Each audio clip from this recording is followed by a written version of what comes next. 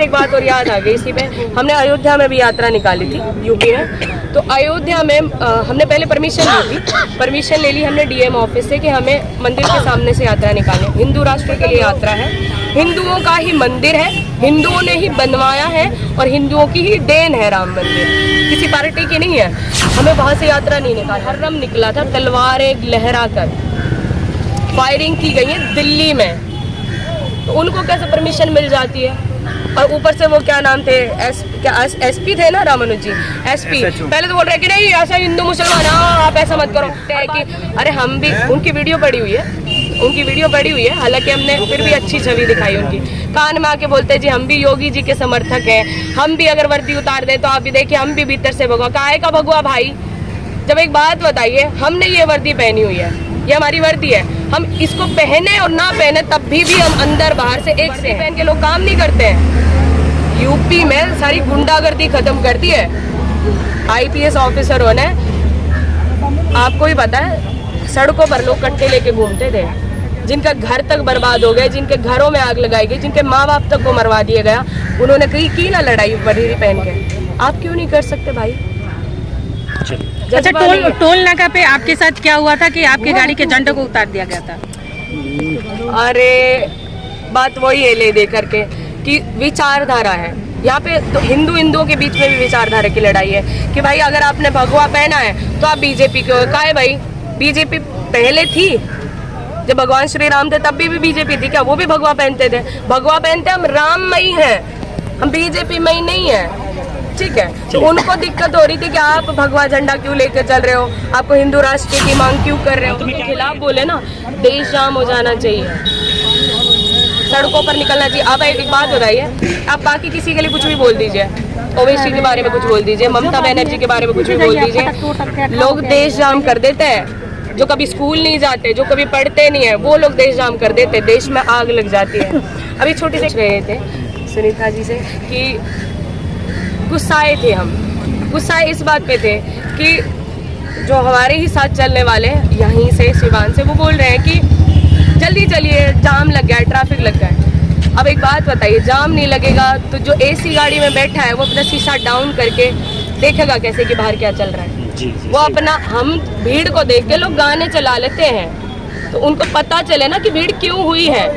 बस ये बताने के लिए जाम भी जरूरी है। मैं तो कहती हूँ उठो हिंद के शेरों जागो, उठो हिंद के शेरों जागो, उधर जाइए तुम्हें पुकारा है, कहो गरज कर हम हिंदू, अरे हिंदुस्तान हमारा है, कहो गरज कर हम हिंदू, अरे हिंदुस्तान हमारा है। ब्रह्मा विष्णु महाकाल और शिव जी के अवतार हैं हम, अपनों के लिए जलधारा, दुश्मन के लिए अवतार हैं हम। ब्रह्मा विष्णु महाकाल और शिव जी के अवतार हैं हम, अपनों के लिए जलधारा, दुश्मन के लिए अंगार हैं हम। करो एकता आपस में, ये जो जातियों में बंटे हुए हैं ना हिंदू, ये उनके लिए है कि करो एकता आपस में। सिवान जिले के मैरवा में आपने जो पद यात्रा निकाला, क्या संकल्प आपने लिया कि हरिद्वार से चल करके रामेश्वर के लिए आप जा रही हैं, जहां देखा जा रहा है कि हिंदू धर्म को हमें जगाना है? क्या हिंदू सोया हुआ है? क्या आपके माध्यम से प्रचारक जो बनी हुई हैं, क्या इसे हिंदू जगेंगे? क्या लग रहा है, इतना आपने राज्य में घूमा, क्या क्या दिखाई दिया आपको? सिवान में तो हम पहले भी आए हैं, सबसे पहले बिहार की और यहाँ की बात कर लें। सड़कें बहुत छोटी हैं भाई, हाईवे में गड्ढे पड़े हुए हैं, कोई प्रशासन काम नहीं कर रहा है। इससे ज़्यादा हम कुछ बोलेंगे नहीं। जिस राज्य की सड़कें ही अच्छी नहीं है उसकी तरक्की क्या होगी? अभी आपको मान लीजिए पटना जाना है, पटना आप यहाँ से जाएंगे तो 3-4 घंटे आपके लग जाएंगे। हाईवे होना था तो पटना कितनी जल्दी पहुँच जाते भाई आप। और यूपी में हम आए हैं, राजस्थान हम गए हैं, और क्या बोले हरियाणा हमने पार किया है, उत्तराखंड हमने पार किया, पहाड़ों में बताइए सारे रोड अच्छे। बिहार में आके धीमी पड़ गई हमारी। सुनीता मिश्रा के नेतृत्व में आज मैरवा धाम पूरे सिवान में हिंदू यात्रा निकाला गया, उसका उद्देश्य क्या रखा गया मैडम? नहीं देखिए, नेतृत्व तो किसी का भी नहीं है, भगवान श्री राम जी कर रहे हैं स्वयं। ये हमारी यात्रा है हरिद्वार से, वो हमारे सहयोगी, वो हमें पहले से हमारे परिचित हैं, तो उनके घर पे हमारी रहने की व्यवस्था थी, उन्होंने हमारा बड़े अच्छे से ध्यान रखा। हालांकि हमारी टीम बीमार थी तो उन्होंने सबका इलाज करवाया, लेकिन नेतृत्व ना हम कर रहे हैं, ना वो कर रहे हैं, ना कोई नहीं कर रहा है, भगवान श्री राम कर रहे हैं। माँ गंगा हमारी गाड़ी के ऊपर सवार है। हमने गंगा जल ऊपर स्थापित किया हुआ है। अभी गंगा जल हम लेकर आए हैं, हरिद्वार से रामेश्वरम जा रहे हैं। इस पद यात्रा का उद्देश्य क्या है?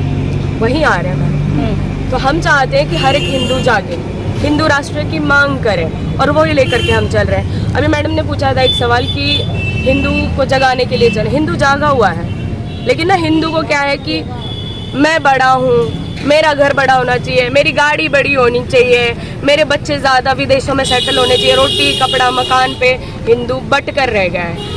उसको लगता है मैंने कोठी बना ली, मैंने गाड़ी ले ली, मेरा बेटा विदेश में सेटल हो गया, बेटी कुछ भी डॉक्टर बन गई, मैं सेटल हूँ।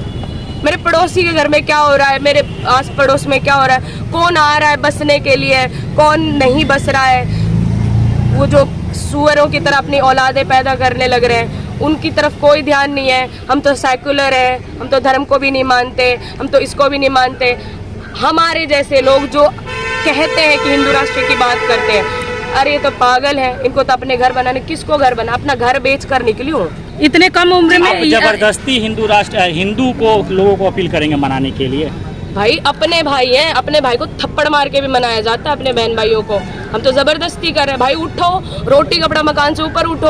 और ये धर्म निरपेक्षता का जो ये जो बहुत अभी हमारे बहुत भाइयों को बांटा जा रहा है संविधान के ऊपर, जिनको भीमराव अंबेडकर के नाम पे भड़काया जा रहा है कि भाई संविधान ये वो, ऐसा कुछ भी नहीं है। पहले भी बदलाव हुए थे संविधान में, अब भी बदलाव हो रहे हैं और भविष्य में भी होंगे। उन्होंने खुद कहा था भीमराव अंबेडकर जी ने कि समय समय पर बदलाव जरूरी है। क्या वक्त आ गया है कि संविधान में फिर बदलना चाहिए? बिल्कुल बदलना चाहिए। एक बात बताइए, पहले राजा होते थे, अब किसका शासन है? लोकतंत्र है। ठीक है, पहले पिताजी घर में मुखिया होते थे, अब महिला मुखिया है। समय समय पर आपकी तनख्वाह बदल जाती है, आपका बाणा बदल जाता है, आपकी बोली बदल जाती है, आपकी भाषा बदल जाती है। तो संविधान क्यों नहीं बदल सकता भाई? मान लीजिए कोई टाइम पे कोई ऐसा नियम था, हमारे घरों में सबके घरों में ऐसे नियम होते हैं। पहले नाली साफ करने के लिए एक अलग एक चुनाव था कि भाई ये आदमी करेगा। आज हर जाति का इंसान करता है, जो जातियां बना रखी हैं हम लोगों ने, हर वर्ण का आदमी करता है। क्यों नहीं करे भाई? एक सवाल रहेगा मैडम आपसे, आप धर्म हिंदू राष्ट्र की बात कहती हैं, परिभाषा अगर जानना चाहूँगी किस तरीके के राष्ट्र की बात कर रही हैं आप? सिर्फ हिंदू केवल देश में रहेंगे, बाकी जो अन्य धर्म है वो देश से बाहर चले जाए? पहली बात तो शायद आप हमसे परिचित नहीं हैं, हम पहले बता दें कि हम जितने भी मुसलमान हैं भारत में बांग्लादेश, अफगानिस्तान, पाकिस्तान, ये जितने भी मुसलमान हैं, ये मुसलमान है ही नहीं, ये यही कन्वर्ट किया। एक बात बताइए, मुगल आए थे, वो क्या अपने वहाँ से महिलाएं लेकर आए थे, अपनी पत्नी लेकर आए थे, बच्चे लेकर आए थे, उन्होंने यहीं विवाह किया और ये यहीं से ये कन्वर्ट किए हुए हिंदू हैं। साफ साफ आपका कहना है कि जो आज मुस्लिम है कल हिंदू थे? जो सिख, हाँ बिल्कुल, मुस्लिम जो आज है वो कल हिंदू था, सिख जो है वो भी हिंदू भाई है हमारे। ये जितने भी क्या जैन वो जितने भी बने पड़े, सब के सब हिंदू हैं और सनातन से ही सबकी शुरुआत हुई है। इनको तो और देशों में भी नहीं मानते भाई ये मुसलमान है। ये काहे का झंडा उठा रहे हैं? क्या मुसलमान है? कोई नहीं, सब हिंदू है और वापसी जितनी जल्दी हो जाए वो अच्छा है। आपका एक सवाल था कि क्या हिंदू राष्ट्र में सिर्फ हिंदू रहेंगे?